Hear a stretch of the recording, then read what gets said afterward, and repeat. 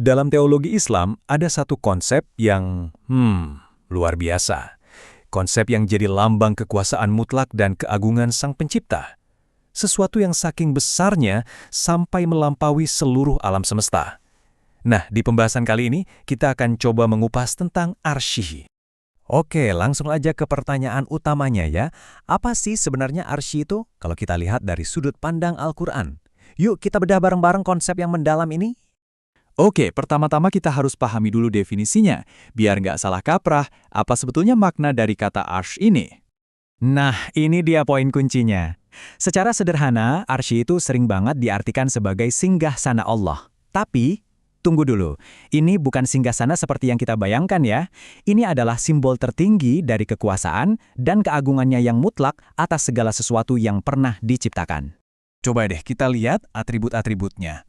Arsy itu digambarkan sebagai sesuatu yang pokoknya besar dan agung banget, nggak terbayangkan. Posisinya itu ada di atas semua makhluk. Jadi ini benar-benar menegaskan kalau kekuasaan Allah itu meliputi seluruh alam semesta, tanpa ada satupun yang terkecuali. Terus, dari mana kita tahu tentang konsep arsy ini? Jawabannya jelas, konsep ini berakar kuat di dalam Al-Quran.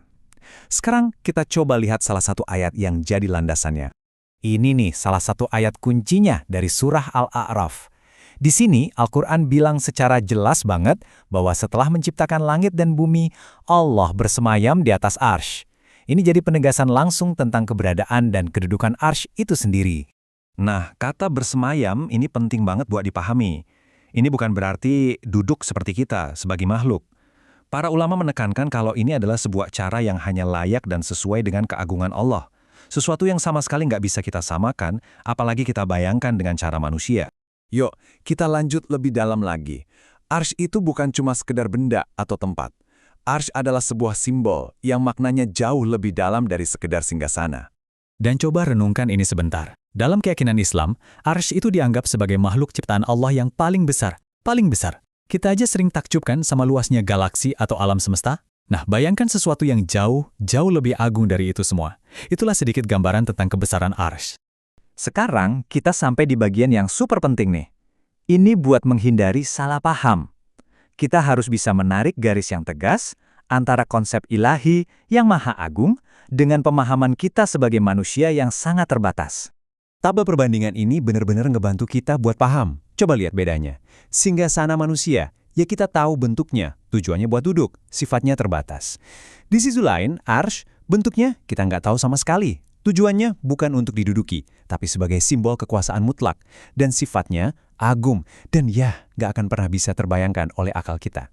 Dan inilah intinya. Bentuk dan hakikat arsy yang sebenarnya itu adalah bagian dari ilmu ghaib.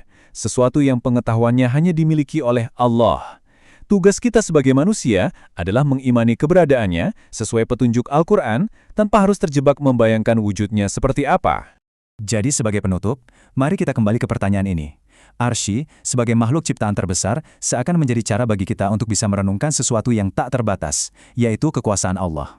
Jadi pertanyaannya, gimana caranya sebuah konsep tunggal bisa menjadi cerminan dari sebuah kekuatan yang tanpa batas sama sekali? Sebuah bahan renungan yang sangat menarik buat kita semua.